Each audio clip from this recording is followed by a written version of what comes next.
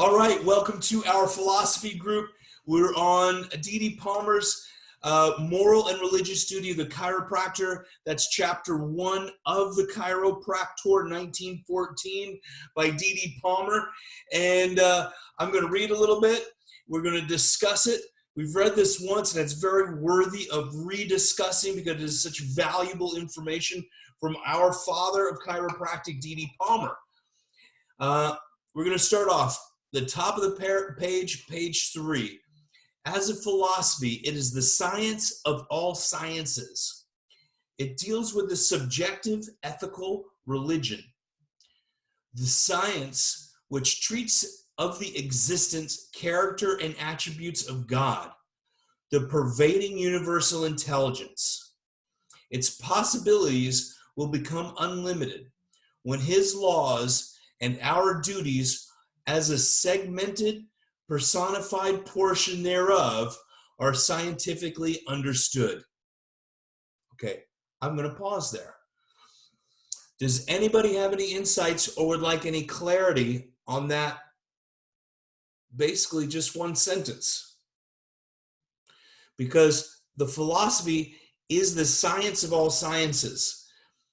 And I believe what he is talking about is the science of God, which he likes to call universal intelligence, which we use in chiropractic. And he said people weren't ready to hear God and spirit. We're going to use innate and universal. But he uses them absolutely interchangeably here. Okay? Anybody have any insights or like any clarity? And just unmute yourself. Okay, I can't see hands all the time or what have you. And just unmute. And Veronica and Edgar, I just made you guys the co-hosts in case someone comes in when I'm talking. It will be it will lessen disease, poverty and crime, empty our jails, penitentiaries and insane asylums, and assist us to prepare for the existence beyond the transition called death. I'm going to stop there again. That's big stuff. Go ahead, Stephen. Hold on. Let me just unmute you. You got to unmute yourself. The question is, what does it mean to scientifically understand his laws? I read that and I had a similar thought, question. His laws. And he does it with capital H. To me, that means God. Okay? And when we understand the laws, these things become possible. Yeah. So what is this experience of understanding his laws? Is it learning how to move a bone from point A to point B? I don't think so. I think he's talking about something much bigger. I agree. What do you think that bigger is? Anybody else? Or Stephen, you have any different insights? I think the question opens up the answer and each person should just soak it up. Okay, I like it. Alan, you just unmuted? It says the possibilities will be unlimited. Yep. When it's all understood, you know, and that's the unfolding that, you know, it's effectively saying we're working with a force that's beyond our knowledge at this time. The possibilities of what happens when we release that force to express itself through the physical bodies we work with, the possibilities are unlimited, and that science is continually unraveling those questions. But we all certainly know that things have certainly come a long way since Didi's time as far as what we think we understand. And that's one of those things where you go, we know this much, we ask questions about, we know this much, we ask questions about that much, but then there's all this other stuff out there beyond that we don't even know the questions to ask yet. Now, And it seems like teaching a kid to walk. You keep taking a step back every time the kid gets closer to you. now it says, and our duties as as segmented, personified. The segmented too, I think, means a lot because we're thinking of things as separately, as being separated from spirit, separated from God, personifying ourselves. I'm an independent being, yes, but the connection, I think, is very important of being cohesive, as that I am the expression of God. That's innate, that's spirit. And then also serving and being a part of that energy, that system that's within each and every person. Now that we've sort of talked about what that duty is of service, right? That's because I think that's segmented. Really, no longer we are segmented, and we see, this is where life comes from.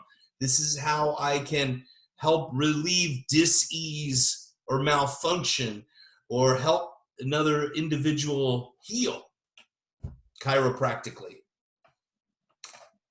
And it's not until we understand his laws that this infinite possibilities happen. It's not until. The key is when his laws and our duties are scientifically understood. Yeah. Now, with this next one, understanding the existence beyond the transition called death. And this is where I think we're really starting to see DD speaking in quantum physics, in the quantum understanding of things, where he didn't have the language yet. I'm not sure where Schrodinger was in time, but when he's really thinking about the beyond, and there was just recently some article and whatever, and we sort of discussed this before, about if we're talking about string theory and connection to other realms and all those things, wouldn't it make more sense if it's happening in the most advanced neural system in the universe that we know of, which is our neural system? I would say we're connected from this realm to other, maybe, we're really looking in the multiverse and not just a universe, in a multiverse, and being connected to all these universes in our neural system. The beyond, he's thinking of just life and death. Now we're really knowing that we're talking about maybe a multiverse of energetic existence beyond what we know. So that's where I'm seeing these things, where he's trying to talk in ways that maybe he didn't have the language for yet. Or I'm rambling through this language anyway. Go ahead, Stephen. Is it possible that what he's talking about, this existence beyond this transition called death, he's saying we're not talking about death. We're talking about life now and understanding his laws now.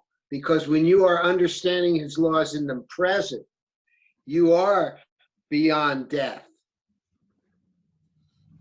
Absolutely. Right now is the closest thing to eternity, is the doorway to vertical eternity. Like we say, the spiritual is as important as the physical. And understanding this physical body, and that's where we're getting to this physical nature of being mechanical and delivering the adjustments, so the spirit can be at 100% within the best that it can be. We have to work through the physical first. So that's what it says here when it says the segmented personified portion, and then it goes on to say, so then the transition is, as you go back to the pure spiritual, the spiritual is the entity within, the awareness it sees, as opposed to our physical body, what's watching, what's seeing. That entity within us, the innate intelligence, if you will, then goes back to something transitions to something else after death. It's the segmented, personified, which is you and I, and the group of us all sitting here is segmented, and then it transitions to something else afterwards, back to a unity with a greater spirit potentially. Yeah, and preparing us for the existence beyond, preparing the spirit to be at ease for transition. Yeah. You remember when Brian Corrigan, he talked about a story, and I have one too, of a woman. She had been like, her whole body was, in tetany for 2 or 3 years. And some doctors and nurses asked me to adjust this woman. And her nails on her toes, I went to check her legs to see if they were, legs were balanced. I didn't know what to do, really. I just grabbed this woman who was like holding tree trunks in my hands. Her toenails were like, something you'd see out of a horror book. And I said, I just don't know what to do. So I just put my pisiform on her atlas, and I held that with my intention of that atlas being clear. And her arms dropped. The next day, she went from this to screaming, okay, with her arms relaxed. A couple of days later, that screaming went to spouting off profanity like, I've never heard before. And, the nurses say, we don't know what you're doing, but everything's changing in this woman. And then the next time I went in, she was standing there and just ordering everybody around. And just this pure tension to ordering everybody around. And then she died a couple of days later. And I know her spirit was clear to leave at ease from this body that had been holding her really maybe like a prison. And everyone just was relieved for her and knowing she was better off now. But, I felt so honored to be a part of that transition for her, to release a spirit that may have been trapped. I mean, truly, it was just an amazing event. Whenever you're adjusted, aren't you kind of like shooken into a present time consciousness? When you are adjusted, is it not a pattern interrupt out of your mind and go, what now? And for me, it's not so much the adjustment as Dee says, it's when we understand his laws. And when we are in that understanding, we're in the present. And when we give an adjustment and when we get an adjustment, it is like the portal to beyond death. When I get adjusted, I'm more at ease. When I'm adjusting, I feel connected. And, where I am it's separated from space and time, honestly. And I thought about that today. But I think maybe that's where we're going. And it takes less for me to make an adjustment now. Less force, less preparation in the day, all those things, because I think maybe I'm becoming more at ease. Anybody else? All right, I will continue.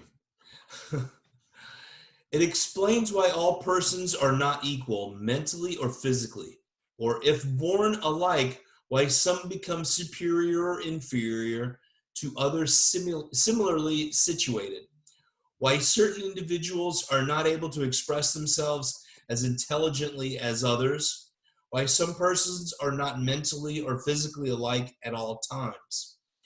To make clear this difference, I will give you a case. It's termination under chiropractic adjusting. Now, this goes through a little bit here.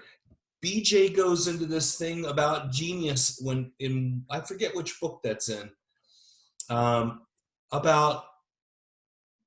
we've heard stories of people falling down the stairs and then all of a sudden being able to play the piano and, different things like that. Or sudden, bursts of energy where they can lift a car off their child or something. I think the genius is in all of us somehow. And we've talked about the Akashic record where all things are known around us. He's saying, why has this happened? All right. So Ed, 17 years of age, was hemiplegic. In the left half of his body since birth. He goes on to talk about this. Mentally, he was that of a 3-year-old child, and things changed once he started adjusting him. I'm going to skip through that a little bit. When educated and innate intelligence are able to converge with each other, Converse. Converse. Yep, with each other. In parentheses now, a possibility which not a very distant future may disclose. And I think that's interesting why he has that in parentheses. Who shall be able to make a correct diagnosis. Heretofore, these two intelligences have misunderstood each other concerning the laws which govern life. When the science of biology is correctly understood, the lifespan will be more than doubled. Anybody have any insights there? There's the word understood again. Yeah. I think we need to look up and really get into what understood means. Brian Corrigan would be good with that. He's not on today. When we look at these things, possibilities in the not too distant future, BJ wrote most of his books about innate and educated and being connected and communicating, acting innately, trusting our innate, right? Innately adjusting. That's why I call this workshop is Innate Adjusting Workshops and Innate Express podcast, because we're working with innate, and I think those two words truly are interchangeable. Soul is different. We talk about that later. But a possibility which not a very distant future may disclose. Communication from educated to innate. You think the adjustment helps people becoming more innately driven and communicating from innate to educated? What does it mean to go from innate to when educated and innate intelligence are able to converse? What does that mean? Broke up. You broke up there. What does it mean for educated and innate to communicate? Why would he mention that? Why is it important? What was the experience that Jesus said when he said, I and my Father are one? Okay. I'm not sure that that's the same.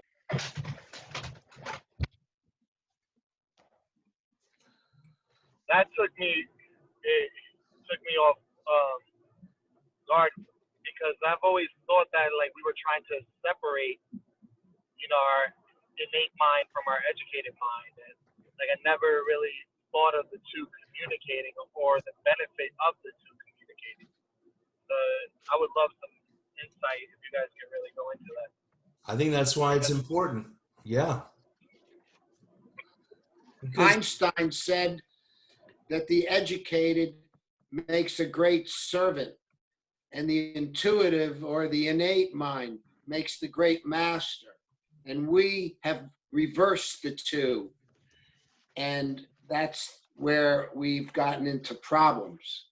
The intuitive mind, which I can say means the innate mind, needs to be the master. And the educated is its servant. And that is to stand under, in the sense of not inferior, but receptive. To be under, to stand under, is be like a pail, needs to be underneath the faucet in order to be filled up and communicated.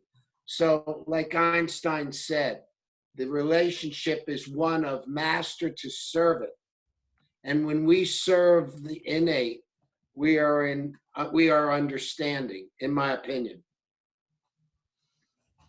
Okay. Anyone else have any insights or a question for Stephen or anything? Can you hear me? Yeah. Okay. I think maybe it has to do with like us tapping into our instinct when we adjust somebody, and just feeling what adjustment is correct for that person. Because I know in clinic, I've had situations with my patients that I treated in clinic at Palmer, where, say, for example, like a T4 and a T6 are both showing up, but yet I go with what my instinct is to adjust that one of the segments and not both of the segments. And I feel that maybe me dialing into instinct helps dial into my innate and their innate. And I think maybe I get that, from God. I think that's very insightful. Very insightful. Anyone else? I really like that, Holly.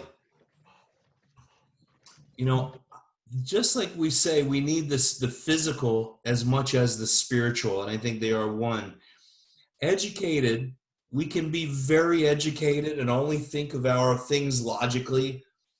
I think we need both, and I think the balance of educated and spiritual is very important, because we have to know something. We're well-educated people, a vertebra, a subluxation, and adjusting, and then acting innately, just like you're talking about, Holly. I think that was very nice.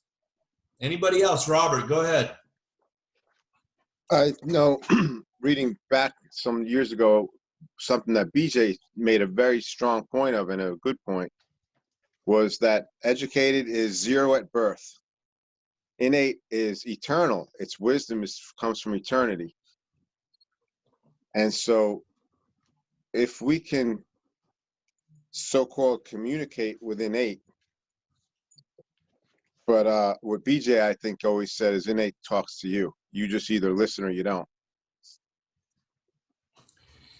That was what one of my points was going to be, is that what he's really teaching is just to get educated out of the way so we can hear innate, we can act innately.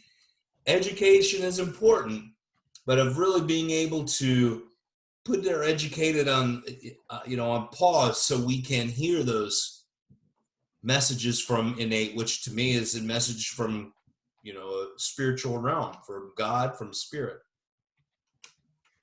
Thanks. He talked about a lot. Heed that hunch. When the educated becomes a receptive, pure, like a still lake that can reflect perfectly what the trees look like, rather without waves.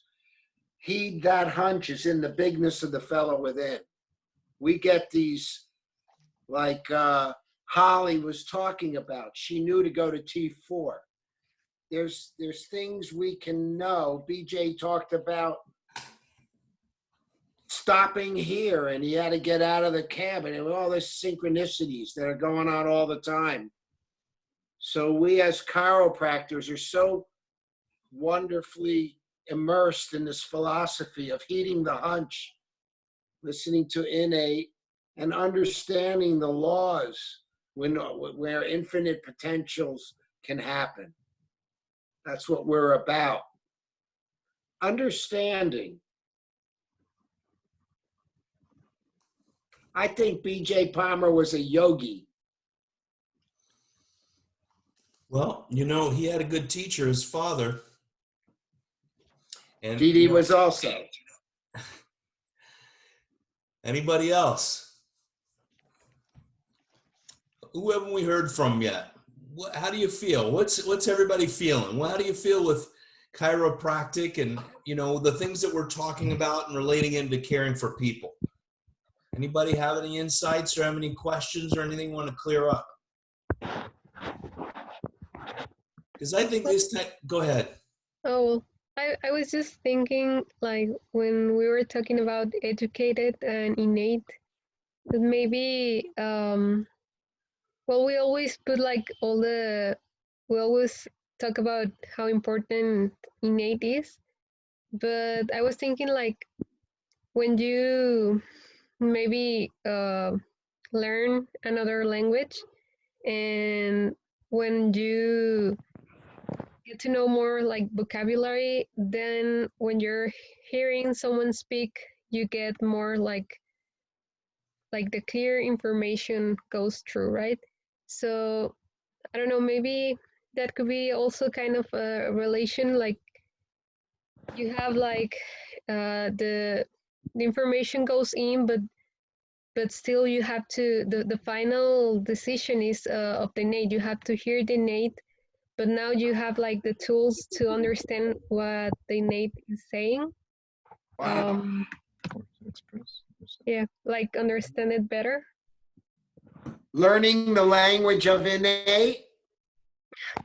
Something like that. I like it. I like that analogy. Yeah, very much so. I do too. You Very not good. only have to listen, you have to learn to hear and understand. Yeah. You can hear somebody, you know, if you guys were speaking in Spanish or Portuguese, I wouldn't have any idea what you were saying. I'd have to try and figure it out, and then eventually maybe learn some and understand. Is this within listening, being able to listen to innate, you got to learn to hear that it's there, and then you got to learn to understand it and be able to use that information. That's good. I like it. Yeah. That's a great analogy.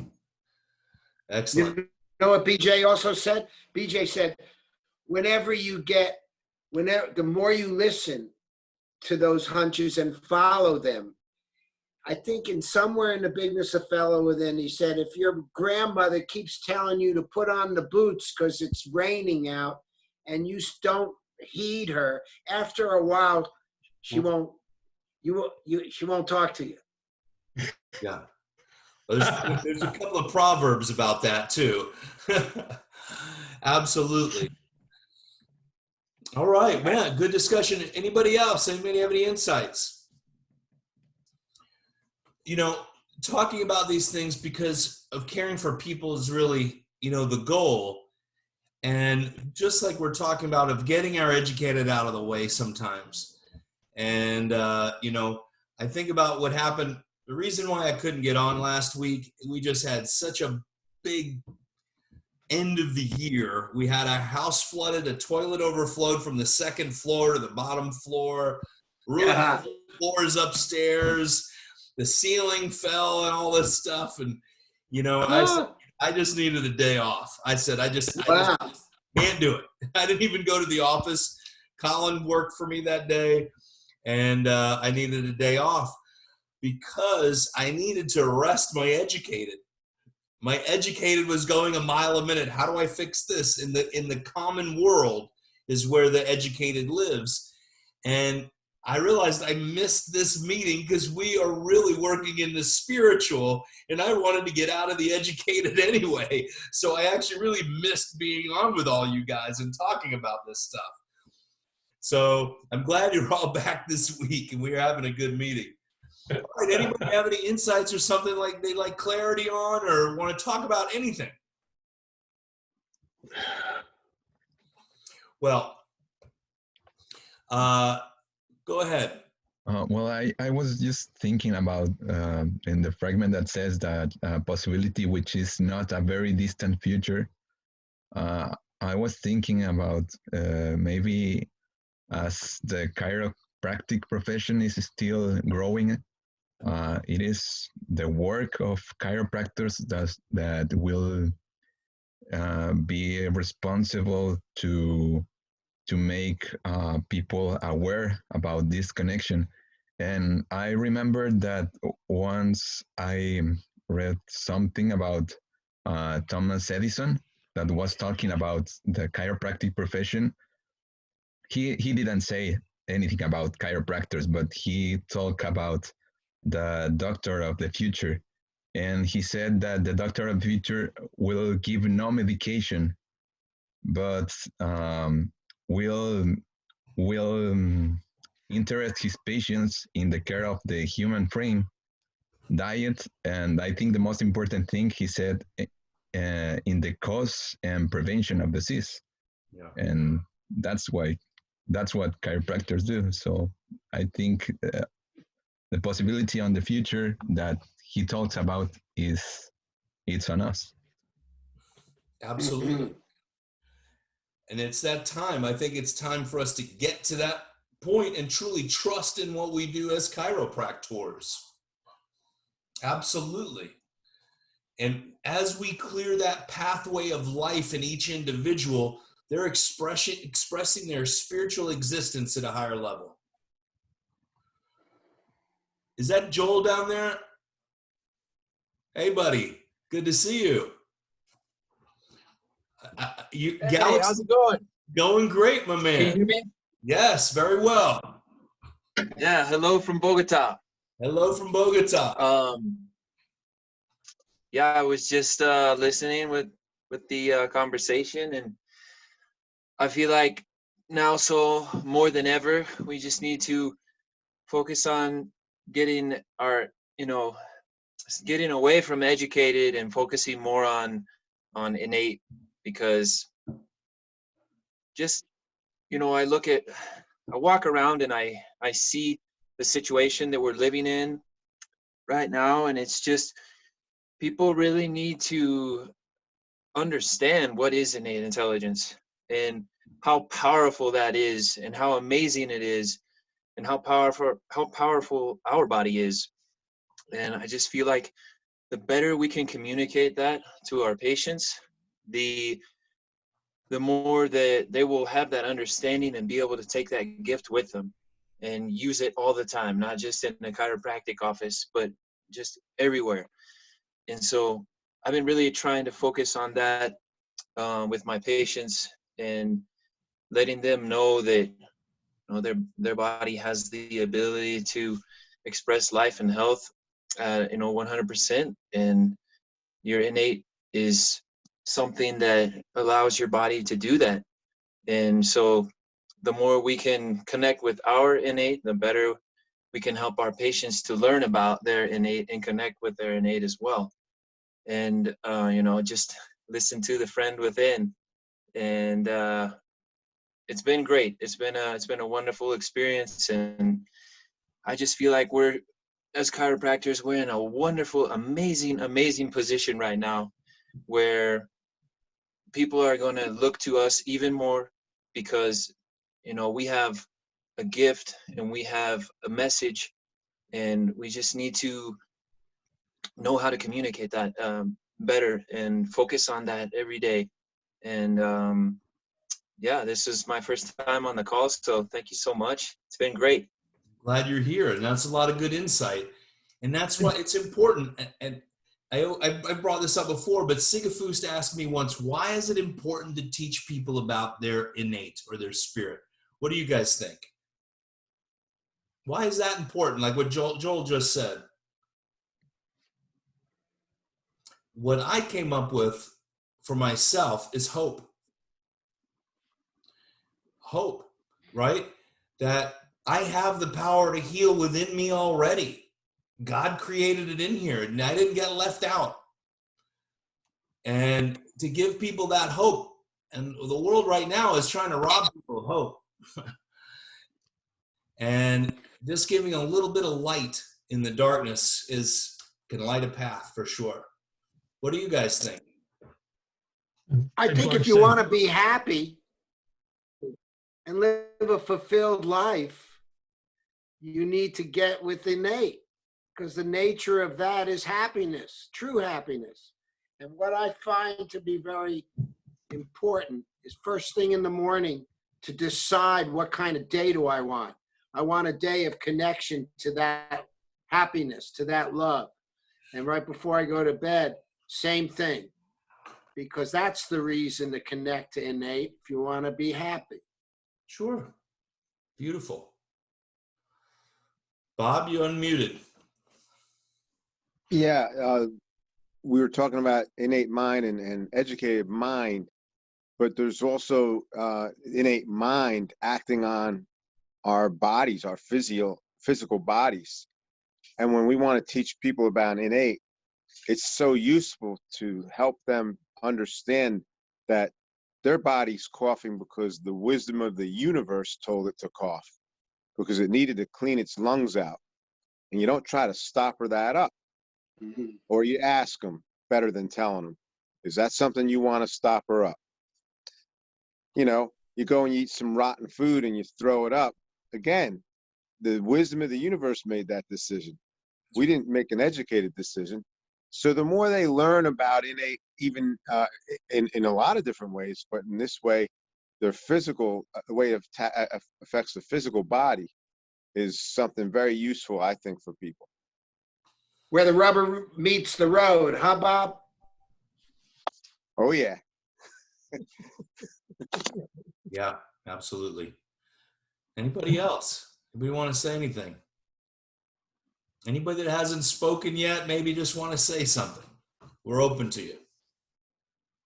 Well, also you say hope. You said hope. I also think like trust. Like if you explain, well, if I wasn't studying chiropractic and well more, if I hadn't get to know you and be here, I would think totally different. So if someone had never told me about all of these things, it will be very hard or very difficult to trust myself. Yeah.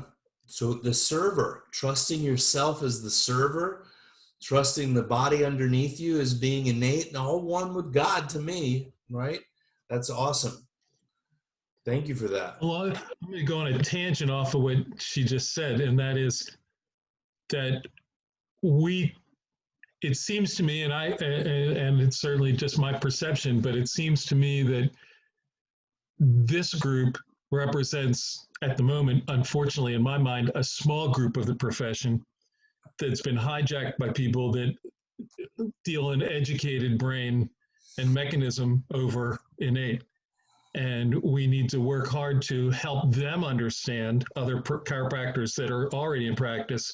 But having been on a call last night with Didi Umber, I know you were there last night, Steve, and he was talking about we need to send people to the schools and the schools that are teaching this stuff and making sure people are learning it so the chiropractors know it and can share it with their practice members. We all want to share it with our practice members, and we all do.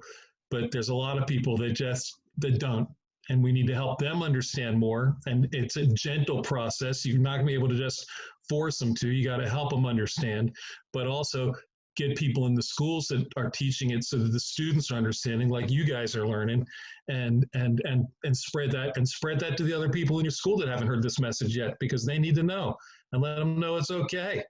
Say, just come on and listen a little bit and see if it works for you. Try it out. Do this. All right, lecture over, sorry. No, that's very important, and it's the reason we show up. You know, we've got students from, all over the world, right. And all over the country usually. And for me, I'm a student as well. We're all students, and I think it's very powerful. I just had a conversation with a buddy of mine who teaches an adjusting seminar. And I'm doing innate baby adjusting this year in 2021. And we talked about getting to the schools that, like Kaiser University and National. I have National is here in Florida, in near Tampa, doing a greater effort of getting into the, touching that student body and giving them just the possibilities of joining in with a group like this. That they'll learn what chiropractic is and maybe the different perspective than they've received. And those are hard groups to break into.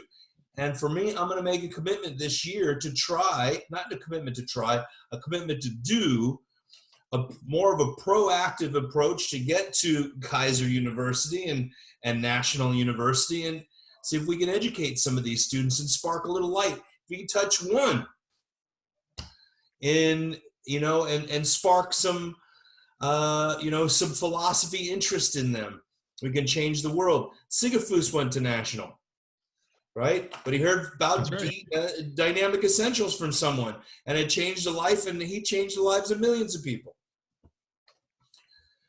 Good. Anybody else? All right. Well, I'm going to end it unless anybody has any other insights or anything they'd like to say. Yeah, I feel like I'm on the same journey, so that's why I wanted to come to this group. And I'll be honest, I went to the University of Bridgeport, and I mean, I didn't really get.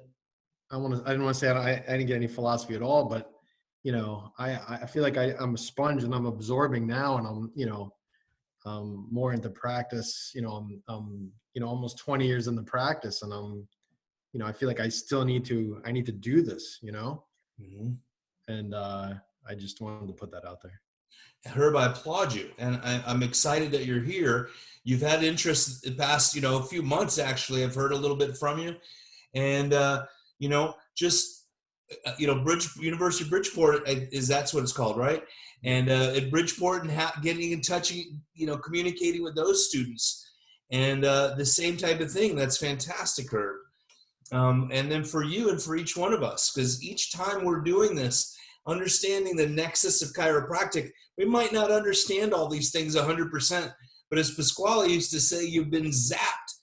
We might get answers 20 years from now of questions that we've had about innate, or, very soon, our next chapter, and I'm saving him for next time, is lifting the veil of ignorance to the other side. And I still think he's talking in quantum physics and quantum understanding, quantum entanglement, and, string theory, where, chiropractic and this neural system is going to have a huge effect once they truly understand the combination of both. We don't have to reestablish the science. That science is already growing itself.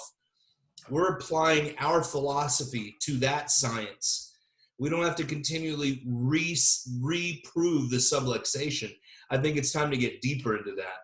And I think that's where he was trying to put his 1914 knowledge into communicating that to us as chiropractors.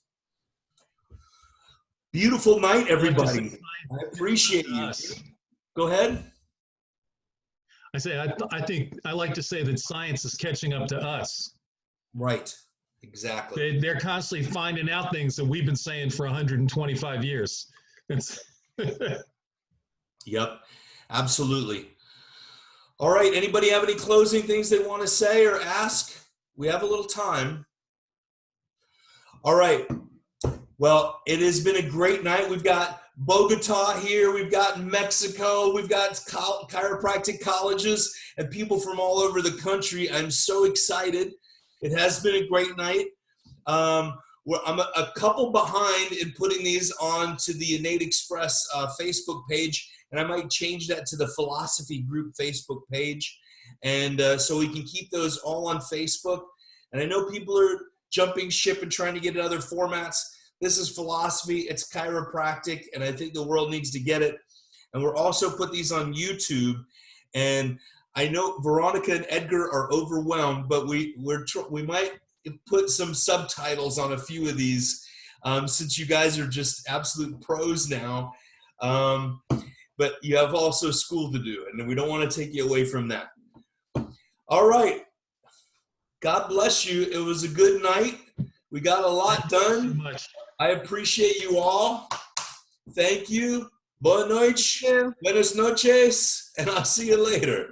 Bye. Thank you. Bye. You're welcome. Thank you. Thank you all. Thank you very much. Bye. Gracias. Buenas noches.